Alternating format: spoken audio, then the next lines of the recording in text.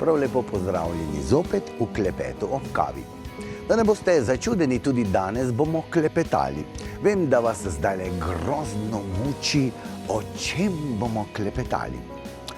Ste se danes zamislili kaj vase ali pa se pogledali? Ste danes zadovoljni s sabo? Ali imate cel kup pregovorov? Ja, pa to sem, pa ne bi bilo potreba, pa tisto sem hotel, pa nisem. Zelo redko kdaj smo zadovoljni sami s sabo. Imamo neko predstavo, našo idealno, kakšni bi morali biti, ampak včasih nam to ravno ne uspe. Čeprav vem, da se nikoli ne vprašamo, zakaj nam ne uspe in kdo je krivec. Mogoče bomo v današnjem pogovoru pa to ugotovili. Gospod Ivan Zoče, dober dan. Dobrodošli pri nas. Jaz sem slišal, da vi zelo veliko veste o tem, o navadah ljudi, kako bi se jih dalo spremeniti in menda je znanost prišla kar nekaj korakov naprej. Je res? Ja, znanost je prišla tako daleč, da potrjuje tisto, kar so ljudje vedeli pred 10 ali 15 tisoč let nazaj. Ko ste omenili navade, ena takšna ugotovitev je, da smo ljudje bitja navad. In da navad ne spreminjamo tako pogosto ali pa sploh ne. Tako da prva navada in najpomembnejša in najosnovnejša je spreminjanje navad. Prva navada je spreminjanje navad. Gospod Ivan, a veste, kako je to težko? Vse je težko, dokler ne postane lahko. To pa tudi res. Drži. Vi imate na vsako vprašanje odgovor. Ampak menda obstajajo 4 sodobni znanstveni dokazi, ki so jih nekako zvrstili enega za drugim. A res, kakšni? Kdo je prišel do njih? Prva takšna ugotovitev oziroma potrditev znanosti je na področju uma. Kako funkcioniramo, zakaj tako funkcioniramo in da je močnejši od snovi, od materije. Da z umom lahko upravljamo z določenimi pomembnimi procesi, ki se dogajajo v nas na področju premišljevanja, torej uma, racionalnega delovanja in tudi na področju čustev ali pa na področju tudi duhovnosti. In ena takšnih je, kot sem že omenil, iz Upanišad indijskih že tisoče let nazaj so trdili nekako tako, kakšne so tvoje misli, takšna so tvoja dejanja. Kakšne so tvoja dejanja, takšne so tvoje navade. Kakšne so tvoje navade, takšno je tvoje življenje. Torej, najosnovnejša in center in začetek tega je misel, je beseda. Tudi Sveto pismo se začne s tem in bila je beseda. Skratka, ta beseda, torej moč uma, je bila dolgo časa podcenjena, ker smo bili dolgo časa in smo še vedno v pretežni meri v svetu materializma, ker velja samo snov, to, kar lahko potipamo, se dotaknemo, udarimo in tako dalje. Zdaj pa znanost ugotovila dejansko, da z umom oziroma z prepričanjem, da je nekaj tako, kot je, spremenimo dejansko svoj pogled, svojo realnost. Ugotovili so, da je malo stvari ali pa nič v življenju ni enako, kot vidite dve osebi. Mi dva bova popolnoma različno opisovala mizo in jo bova videla popolnoma drugače. In za vas je ta miza drugačna, kot je zame. Ampak na podlagi te predstave o mizi ali pa o samem v sebi oblikujemo to celotnostno paradigmo, torej celoten pogled na življenje, nase, na celoten obstoj. Se pravi, gospod Ivan, tako kot midva različno vidiva tole mizo, takole midva različno vidiva vsak sebe. Ali pa jaz sebe kot vi mene. Ja, absolutno. Je pa še pomembnejša ugotovitev, da je moje delovanje v tem materialnem ali kakšnem koli svetu odvisno od tega, kako se vidim. In da z spremembo pogleda vase, v takšnega kot sem, se spremeni tudi moj značaj, moj način delovanja. To je eno tako pomembno, eno najpomembnejših odkritij sodobne psihologije, to odkritje samopodobe, da smo ljudje takšni, kot imamo predstavo, da smo, kot mislimo, da smo. Odkriva po naključju neki kirurg estetski, ki ugotovijo, da ljudje, ki jim spremeni nekatere telesne lastnosti, štreleče ušesa, recimo, ne vem, velik nos in tak naprej, so naenkrat postali bolj uspešni, bolj priljubljeni, bolj aktivni, ekstravertirani in tako dalje. Skratka, ko so imeli drugačno predstavo o samem v sebi, postali so bolj pogumni, lotevali so se pogumnih stvari v življenju, bili so bolj samozavestni in tako dalje. Gospod Ivan, koliko ljudi po vašem prepričanju je zadovoljnih s svojo samopodobo, takšno, kot jo sami sebe vidijo? Vprašanje je zelo. Nihče se ne bi zamenjal svoje samopodobe pa svojega uma za nekaj drugega. Bi že imeli lepši nos, lepše ušesa, več las in tak naprej, ampak tega uma pa nihče ne bi zamenjal. Vsak je prepričan, da je njegov najboljši in se s tem malo ljudi sploh ukvarja. Je v novejšem času čutiti, da nastaja večja skupina ljudi, ki se sprašuje, a sem lahko boljši. Ampak spet gremo v neko smer, ko se sprašujemo, a smo lahko boljši v smislu uspešnejši, bogatejši in tak naprej. Malo ljudi se pa sprašuje, ali sem lahko boljši človek, a sem lahko bolj srečen.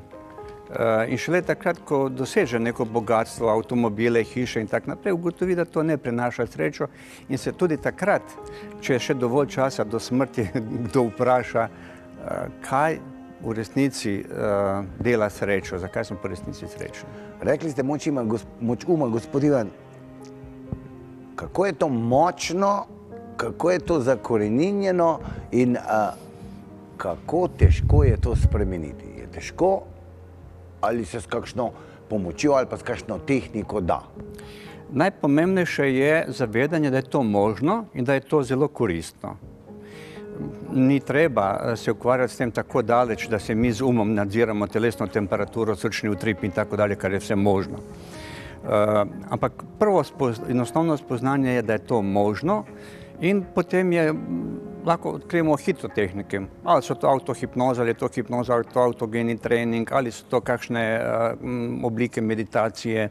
Skratka, ko spoznamo, da je to možno in ko smo dovolj motivirani, hitro najdemo učitelja, ki nam bo pomagal do tega, da se naučimo, kako se spreminjati. Se pravi, da se da? Da se in ni tako komplicirano, ni tako zahtevno. Tudi ni drago, ne zahteva veliko časa, stvar je preprosta. Glavno, da se zavedamo. Tudi mi smo vprašali naše goste. Jelena Dimitrijevič nam je zaupala o 3 nekih nezdravih navadah žensk. Mogoče bo tudi ona stopila v korak v to smer in popravila svoje navade. Pa poglejmo. V bistvu najbrž kot za vso ostalo populacijo, predvsem uživanje tiste predelane hrane, predelanih živil, uživanje hrane v nepravem času, se pravi takrat, da nekako stradamo čez dan, pa potem, ko pridemo domov, ko se sprostimo, takrat napademo hladilnik.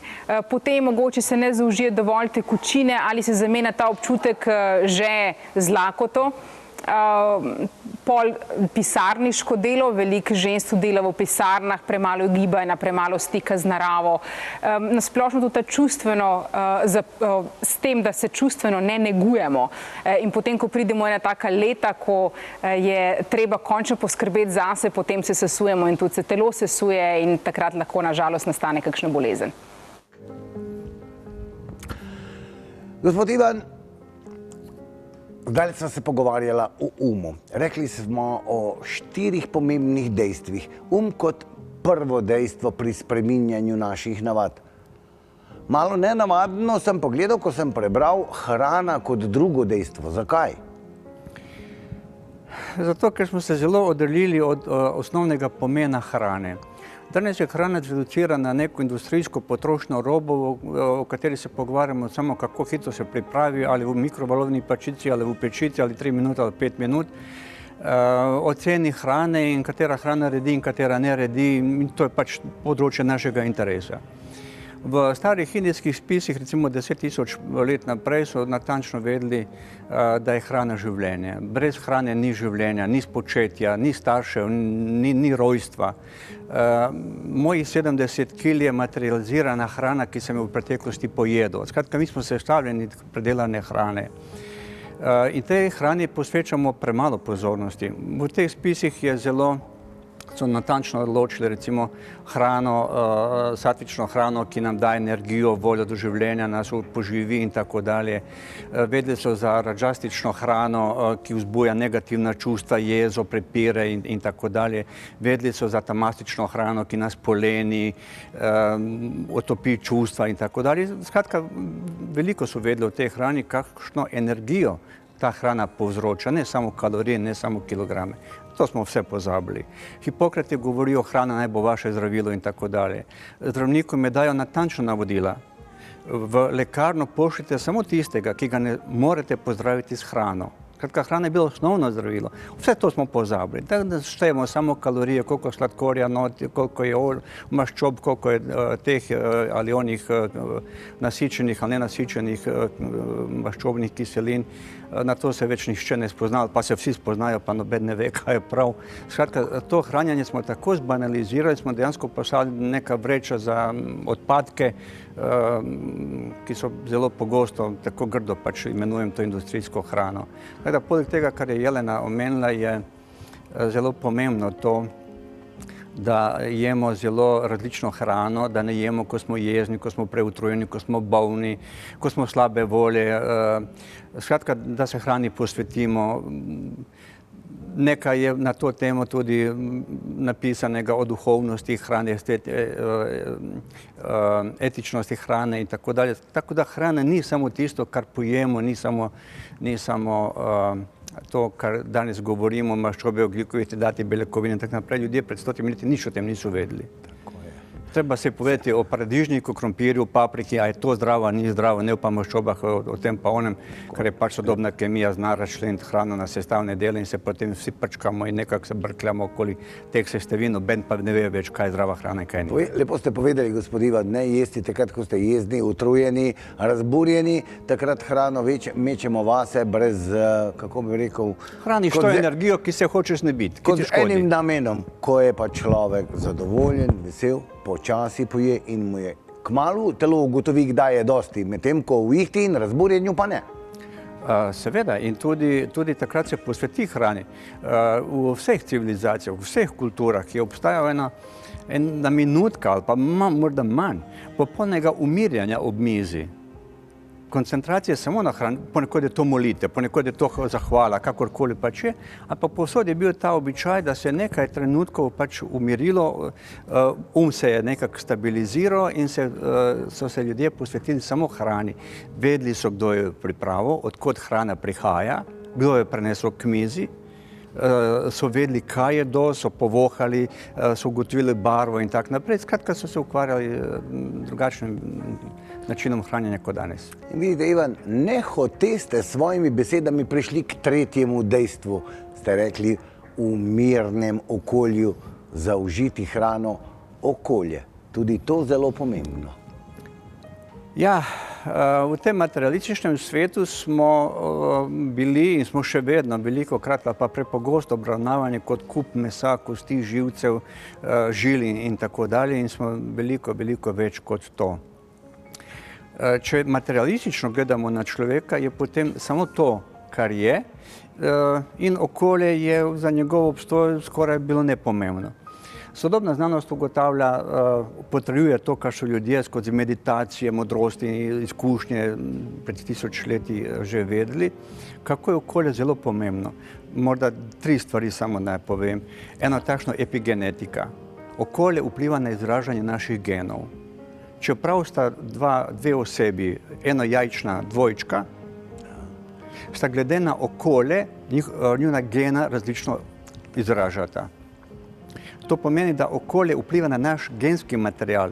Ne samo na počutje, ne samo na dobro voljo, ne samo na ne vem kaj drugega, ampak na to zelo materialno stvar, kot je genska zasnova in tu vpliva recimo okolje. To je ena takšna zelo pomembna ugotovitev. Druga je, izvolite. Kar povejte, Ivan. Drugo je odkritje teh, ko jim rečejo zrcalni možgani. Obstajajo nekateri deli v možganih, ki zrcalijo dogajanje v okolju pri drugih ljudeh. In naši možgani enako reagirajo, vzburjamo enak del možganov, če sami nekaj doživljamo ali pa če to doživlja nekdo drug. To je to, bi rekel, materialistično razumevanje empatije. Preprosto v meni se v možganih aktivira enak del, če sem sam nesrečen, kot če je nekdo nesrečen ob meni. Ampak to v tem času hitro pozabimo, potisnemo v pozabo, ker pač hiti vsak za svojimi cilji in nimamo časa, da bi to prepoznali, da bi to nekako tudi sprejeli, na podlagi tega nekaj počeli. Gospod Ivan, zadnje čase nimamo časa tudi, da bi se predali četrtemu pomembnemu faktorju, to je sonce. Ja, približno 200-300 let nazaj so imeli klinike na nadmorski višini nad nekaj tisoč metrov, da so bili čim bližje soncu. Človeštvo takšno, kot je, izhaja iz področja, ki je zelo blizu ekvatorja, tam, kjer smo bili ves čas na soncu. Ves čas smo delovali in se igrali na odprtem in smo dejansko lahko vsrkavali sončne žarke in pod vplivom teh sončnih žarkov se je v koži tvoril vitamin D3. Izjemno pomemben vitamin, ki se spremeni v hormon in vpliva na skoraj vse, kar se dogaja v telesu. Najpomembnejši je pa pri delovanju imunskega sistema. Pri katerikoli avtoimunski bolezni, pri katerikoli kronični bolezni je nujno preveriti raven vitamina D3. Sodobni človek je v zaprtem prostoru, tudi če odzunaj sonce, tako kot je danes, mi dva sva v zaprtem prostoru, tisoče in milijone ljudi je v zaprtih prostorih, v pisarnah, tovarnah in tako dalje.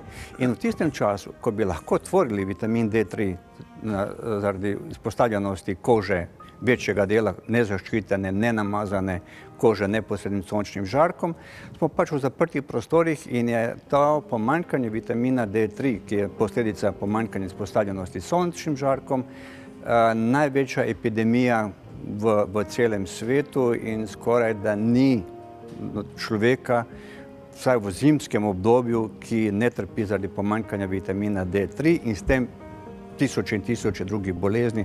O tem sem napisano krasno knjigo Moč vitamina D in res priporočam branje. Gospod Ivan, tako bom rekel, vse tisto naše nekako znanje, ki smo ga od naših starih podedovali, tisto zdravo kmečko pamet ste nam danes povedali, potrjuje tudi znanost, kaj ne da? Ja, ampak to znanje smo mi izbanalizirali, zmaterializirali, nihče nima se časa s tem ukvarjati, nihče o tem ne premišljuje, nihče ne bere knjig, ki so bile, ne vem, napisane koliko tisoč let nazaj in nam je to znanje nekako, imamo občutek, da je naše, da je to dognanje sodobne znanosti, ampak je tako izbanalizirano, da dejansko nekako s tem se delamo več škode, kot pa koristi, če bi sami prišli do teh spoznanj. Gospod Ivan, najlepša hvala za obisk v našem studiu. Vi pa, dragi gledalki, spoštovani gledalci, ste ugotovili, kaj ne da? Navade, sami vemo, to ne bi bilo dobro, če bi počeli to tudi ne, to tudi ne. Hrana, okolje, sonce. Ja, ali res potrebujemo znanstvenike, da bi nam povedali, kaj je dobro za nas? Včasih je tista zdrava kmečka pamet najboljša. Le držite se je, boste najbrž presenečeni. Hvala. Tudi če bivamo v bloku, to ne pomeni, da mi okolja ne potrebujemo. Še veliko bolj ga potrebujemo, ker potrebujemo kisik. In kisik proizvajajo drevesa, ki smo jo v lanskem letu zasadili.